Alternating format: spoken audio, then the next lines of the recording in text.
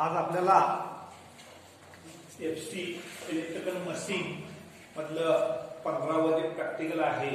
Single phase व 3 phase मोटरचे connection करणे. त्या मोटरचं कनेक्शन कसं करायचं फक्त आपल्याला शिकायचं. वायंडिंग नंतर आहे. कनेक्शन कसं करायचं ते शिकायचं. आता सिंगल फेज मोटर मध्ये वेगवेगळे मोटरचे प्रकार आहेत.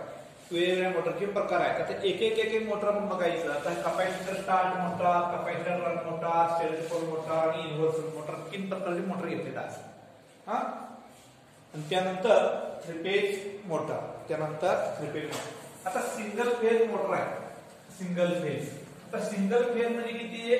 230 व्होल्ट वर चालणारी जी आपली मोटर असते त्याला सिंगल फेज मोटर म्हणायचं. म्हणजे आपल्या घरात जी मोटर आपण चालू करतो ती सिंगल फेज मोटर 230 व्होल्ट. त्याला आपण एक फेज एल आणि न्यूट्रल देतो. एल आणि न्यूट्रल त्याला देतो. आता सिंगल फेज मोटर मध्ये वेगवेगळे तुम्ही मोटर बघितलाय का नाही? पाणी वळायचं पंप असते, मोटर असते, कडवाकुट्टी पद्धतीचं मोटर असते. परत जे टूल्स म्हणून वापरतात ते ग्राइंडर असते, कटर असते, वेल्डिंग मशीन असते. हे सगळे सिंगल फेज आपल्या घरात जी मोटर्स वापरतो सगळी सिंगल फेज मोटर. आता मोटर मध्ये समजा आता कॅपॅसिटर मोटर आहे, पाणी वळायचं मोटर आहे का नाही? विदाउट कॅपॅसिटर पण आहे, फुल मोटर कॅपॅसिटर मोटर आहे. आता single phase motor self start नसतात, म्हणजे स्वतः स्टार्ट होत नाही. म्हणजे एकाच वाइंडिंग जर असलं तर भुई करून आवाज येतो, म्हणून त्याला 2 वाइंडिंग त्यामध्ये 2 वाइंडिंग त्यामध्ये केलेलं असतं. एक स्टार्टिंग वाइंडिंग आणि दुसरं रनिंग वाइंडिंग. स्टार्टिंग वाइंडिंग आणि दुसरं रनिंग वाइंडिंग, 2 वाइंडिंग. आता जो भाग स्थिर असतो असा हा जो स्थिर असतो असा हा आतमध्ये असा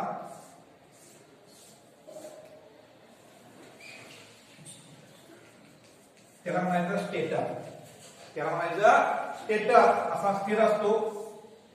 आतमध्ये वाइंडिंग असते असा पानासारखा असा गोल असतो, असं गोल लक्षात गोल टायर सारखा असं गोल. जो भाग स्थिर असतो त्याला स्टेटर. स्टेटरवर वाइंडिंग करतात, स्टेटरवरती वाइंडिंग करतात. आता हा जो भाग फिरणार आहे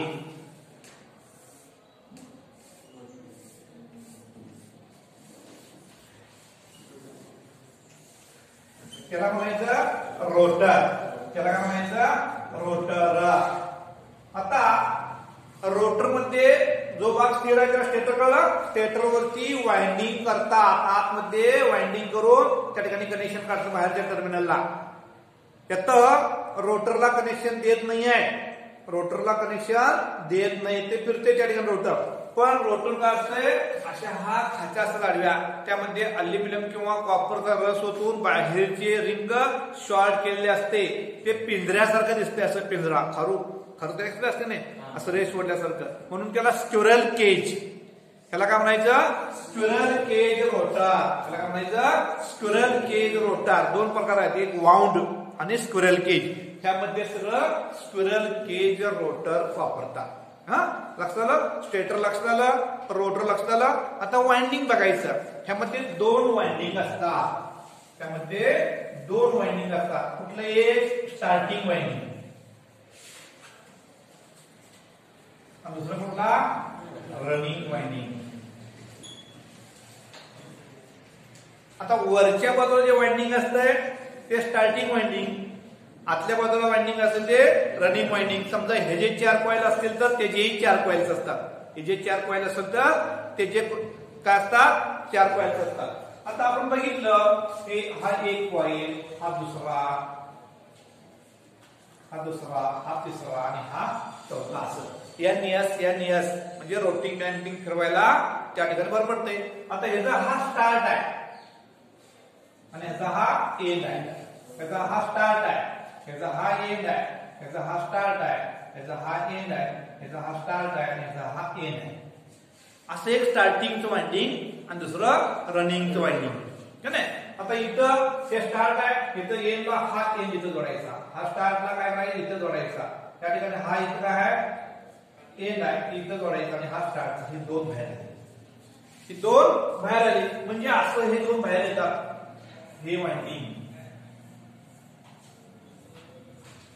स्टार्टिंग वाइंडिंग SW का नाही S1 आणि हा S2 लक्षात कनेक्शन कसं असेल असं आडवं केल्यामुळे असं दिलं तुम्हाला उभा करून हे करतो असं केलं की किती सोपं वाटतंय बघा आतमध्ये वाइंडिंग असं असते पण तुम्हाला कनेक्शन असं दाखवलं इथं बघताना समजा हा एक कॉइल आहे हा एक कॉइल आहे हा एक कॉइल आहे हा एक कॉइल आहे हा A B असा आहे की नाही आता हा स्टार्ट इथं हा एंड हा स्टार्ट हा एंड हा स्टार्ट हा एंड स्टार्ट आणि एंड असतं ना म्हणजे कॉइलची आतली जी बाजू असते ती स्टार्ट आणि वरच्या बाजूला येते एंड आता इथं स्टार्ट वाजवलं त्या एंडला इथं एंडला जोडायचं इथं बरोबर ह्या स्टार्ट पासून इथे स्टार्टला जोडलं परत ह्या एंडला इथे एंड जोडलं आणि हा स्टार्ट म्हणजे वाइंडिंगचं असं आलं काही दोन धावतं कनेक्शन करायचं स्टार्टला स्टार्ट एंडला एंड तसं स्टार्टिंगचं असं आणि परत रनिंगचं असं म्हणजे एकूण टोकं बाहेर किती येणार 4 एकूण टोकं बाहेर किती येणार आता इथे असं आहे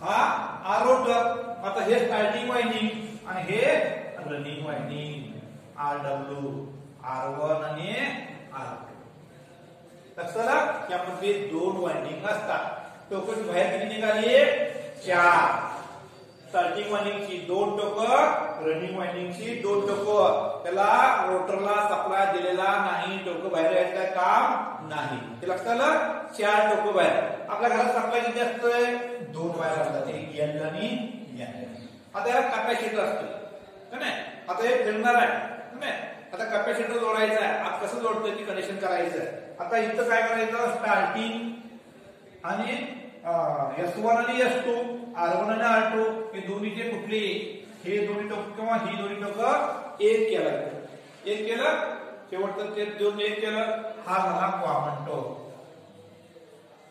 हा झाला इथं कॉमन टोक राहिले इथं 3 टोक हा 1 2 आणि 3 आता स्टार्टिंग वाइंडिंग जे सिरीज मध्ये जोडायचं कॅपॅसिटर जोडल्यामुळे काय होतंय पॉवर फॅक्टर सुधारतो पीएफ सुधारतोय त्यामुळे काय करायचं इथं हा कॅपॅसिटर जोडला कनेक्शनला त्या 2 वायर आहे इथं आपण कनेक्शन केलं जो आपला सिलिंग फॅन आहे टेबल फॅन आहे वॉल फॅन आहे तिथं परमनंट कॅपॅसिटर मोटरच वापरतात अशा पद्धतीनं त्या ठिकाणी कनेक्शन करतात आता हे असं रोटर असा फिरणार आपण नाही समजा एखाद्या वेळी तो उलट झाला असेल फॅन क्लॉकवाईज करायला पाहिजे घड्याळ्याच्या दिशेनं आणि उलट फिरल्यानंतर पात्याला ठराविक अंशाचा बेंड असतो आपल्याला वारं मारलं काय नाही मारणार मॅन्युफॅक्चरिंग करताना व्यवस्थित केलं असते पण चुकून एखादी वायर जर आदलाबदल झालं तर त्याची दिशा काय होत्या बदलत्या मग आता हा सिंगल फेज मोटरचं दिशा बदलायचं म्हटलं तर काय करायचं स्टार्टिंग किंवा रनिंग वाइंडिंगची काय करायचं एका टोकाची आदला बदल करायचं आता मग कसं करायचं आता इथं जोडलंय आपण इथं नाही इथं आहे इथं हा टोक काय करायचा इथं जोडायचा आणि हा टोक इथे घ्यायचा हा टोक इकडे गेला हा टोक इकडे आला एक स्टार्टिंग वाइंडिंग अशी आदला बदल करायचं किंवा रनिंग वाइंडिंगचं आदला बदल करायचा लक्षात येते हा सिंगल फेज मोटरचा कनेक्शन मग आता जो फिरणार तो कसा फिरणार असा हा उलटा लक्षात कॅपॅसिटर सिंगल फेज मोटरचं कॅपॅसिटर मोटरचं हा साधा कनेक्शन आता आपण 3 प्रकार बघणार या ठिकाणी हे झालं त्यातमध्ये कॅपॅसिटर मध्ये कॅपॅसिटर स्टार कॅपॅसिटर रन हे मोटर 3-4 प्रकारचे मोटर आहेत पण ते सगळे आले सेम असंच असते फक्त लक्षात ठेवायचं कॉमन टोक आता एसटीएल ने चेक कसं करायचं तुम्हाला सांगितलं तरीही सांगतो आता ह्या ठिकाणी हे वाइंडिंग आहे ह्या ठिकाणी हा वाइंडिंग आहे हा S1 आहे हा S2 आहे हा R1 आहे हा R2 आहे आपण एसटीएल न त्या ठिकाणी चेक करत असताना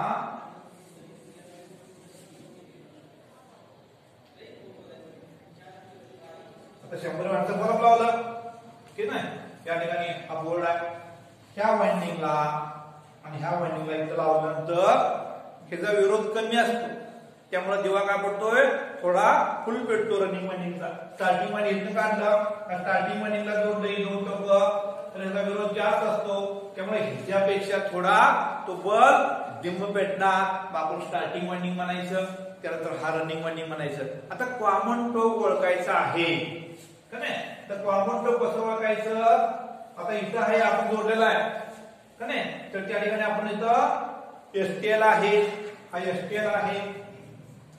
मग त्या ठिकाणी दोन टोक ओळखायचे, कॉमन टोक ओळखायचं. मग काय करायचं, हा एसटीएलचा एक टोक इथं जोडला का नाही, हा कॉमन टोक आहे, दुसरा टोक इथं जोडला. तर हा एवढ्याच विरोधात हे दाखवणार, थोडासा दिवा डिम लागणार, थोडासा दिवा लावणार. मग काय केलं, हे काढलं इथं लावलं, थोडासा दिवा फुल पेटला का नाही. मग काय काढलं, हे इथनं वायर हे काढलं आणि हे जे लॅम्प आहे ते इथं जोडलं आणि हे जे आहे त्या ठिकाणी इथं जोडलं. लक्षात. आता हे दोन्ही वायंडिंग या विरोधामध्ये आले, दोन्ही वायंडिंग आले ना इथं नाही, दोन्ही वायंडिंग आलं. ज्यावेळी दिवा एकदम मंद पेटणार त्यावेळी काय होणार, राहिलेलं टोक कॉमन समजायचं, राहिलेलं टोक कॉमन टोक समजायचं. कारण हे वायंडिंग परत हे वायंडिंग ह्या लॅम्पच्या सिरीज मध्ये आलं, विरोध जास्त झाला, त्यामुळे काय होणार, मिळणार दाब कमी मिळणार त्याला, त्यामुळे ते मंद पेटलं. म्हणजे हा राहिलेला जो टोक आहे हा कॉमन टोक. असलं कॉमन टोक कसं ओळखायचं, कनेक्शन कसं करायचं, स्टार्टिंग वायंडिंग, रनिंग वायंडिंग, मल्टीमीटरनं आपण ओळखू शकतो किंवा एसटीएलनं ओळखायचं आणि कनेक्शन त्या ठिकाणी करायचं. फॅनची 3 टोकं व्हायरल असतात, मोटरची 3 टोकं व्हायरल असतात, कॅपॅसिटरला जोडायचा असतो एक आणि बाकीचं सप्लायला त्या ठिकाणी जोडायचं. ओके. आता हा capacitor, star motor, run motor सगळं झालं. आता आपल्याकडं बघितला बरेच लहान लहान टूल्स आहेत सिंगल पेज मध्ये का नाही. आता ड्रिल मशीन आहे का नाही, मिक्सर आहे, परत ग्राइंडर आहे, कटर आहे का नाही. आता इथं ह्या ज्या मोटर वापरतात ते युनिव्हर्सल मोटर, ते कुठले वापरतात, युनिव्हर्सल मोटर, युनिव्हर्सल मोटर. आता हा युनिव्हर्सल मोटरचं काय असतं वैशिष्ट्य, म्हणजे हा एसी सप्लायवर पण चालतो आणि डीसी सप्लायवरती चालतो एनी टाइम, युनिव्हर्सल का नाही. मग त्या ठिकाणी हा जो मोटरला आरपीएम असतो, ह्याचा जो वेग असतो 16,000 ते 18,000, 18,000 ते 20,000, तो म्हणजे एवढ्या वेगाने ते फिरते, एवढा वेगाने फिरते. सिंगल पेजचे मोटर आहे ते 2800 आरपीएमचे असतात, थ्री पेजचे मोटर असते 1440 आरपीएमचे असतात, त्याला 16,000 ते 18,000 इतका आरपीएम असते, ह्याला वेग असते, ह्याला वेग. आता ड्रिल मशीन हळूच फिरून त्या ठिकाणी होल पडणार आहे का, त्याला वेग असते. कटर आहे, जोरात फिरलं पाहिजे त्याच वेळेस कट करणारा. मग ह्या ठिकाणी युनिव्हर्सल मोटर वापरतात, ह्या ठिकाणी युनिव्हर्सल मोटर वापरतात. आता ह्याची रचना कशी असते बघा, इथं सुद्धा हा असा हा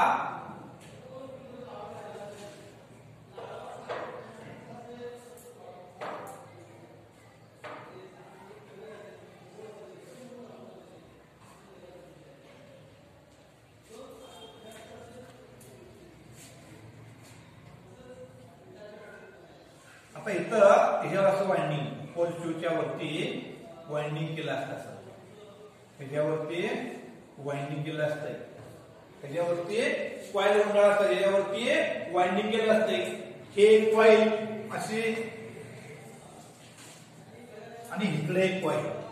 आता ह्याच्यामध्ये हा स्टेटरवरती वायंडिंग केलं असतो, पोल शू म्हणा ज्याला, पोल शू. आणि ह्याच्यामध्ये जो असतो तो आर्मेचर असतो, त्याला वाउंड रोटर म्हणायचं.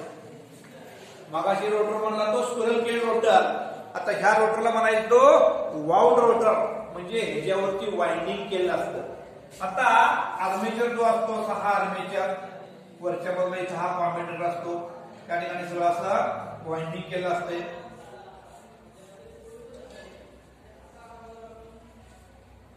इथं आपण असा हा याला ब्रश जोडला, तर त्याला असा फॅन पंखा जोडला.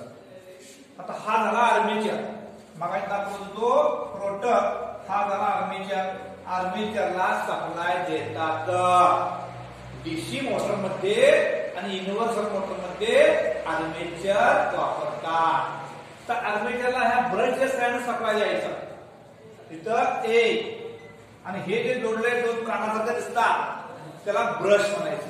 ब्रश हे कॉपर किंवा कार्बन पासून बनवलेला असतात. ब्रश हे ब्रश होल्डर मध्ये, ब्रश रॉकर होल्डर मध्ये ब्रश बसवतात आणि त्याला सप्लाय मिळतोय. आता हे तुम्हाला आडवं करून दाखवलं होता. आता ह्याची दोन टोकं, ह्याची दोन टोकं, आता ह्याची दोन टोकं, 6 टोकं झाली. कनेक्शनला किती टोकं येणार आहेत? 2च. कनेक्शनला किती टोकं येणार आहेत? 2च. आता हे आडवं केल्यानंतर तुम्हाला कळत नाही आहे. आता तुम्हाला करून दाखवतो कसं, किती सोपं असतं बघा कनेक्शन त्या ठिकाणी.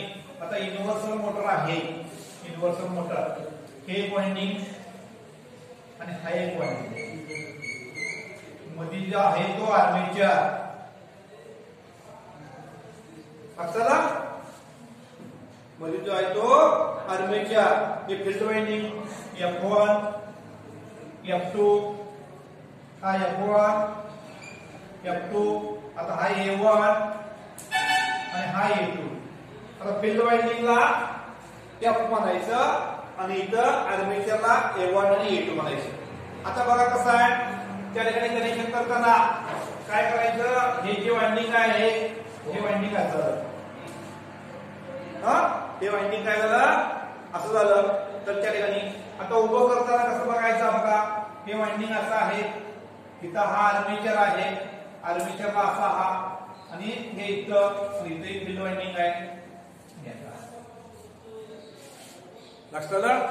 त्या दोन्ही वाइंडिंगच्या मध्ये काय करायचं, सिरीज मध्ये काय करायचं, आर्मेचर घ्यायचं. ह्या दोन्ही वाइंडिंगच्या मध्ये आर्मेचर हा सिरीज मध्ये घ्यायचा आणि कनेक्शन घ्यायचं. इथं N किंवा अधिक आणि वजा, एसी डीसी दोन्ही वरती चालतोय. एसी म्हणजे डीसी दोन्ही वरती चालतोय.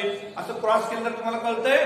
असं केलं तर दोन वाइंडिंग आहेत, दोन्ही वाइंडिंग एक करायचं. मग त्या ठिकाणी दोन वाइंडिंग केलं, इकडले दोन, मग ते पूर्ण सिरीज मध्ये झालं. असं नाही, असा हा वाइंडिंग आहे, असा हा वाइंडिंग आहे, तिथं हा आर्मेचर आहे का नाही. तर त्या ठिकाणी हे दोन झाले आणि हे दोन, मग ह्याच्या सिरीज मध्ये हे इथं आणि हे इथं असं जोडून दोन डोकं बाहेर आले नाही, तिथं असा हा कनेक्शन करायचं. लक्षात उभं तुम्हाला कळते लगेच. आता असले ह्याची जे दिशा बदलाय झालं तर त्या ठिकाणी काय करायचं, हे जे आहे हा इकडं आणि हा इकडं काढायचं, ह्याची दिशा बदलते.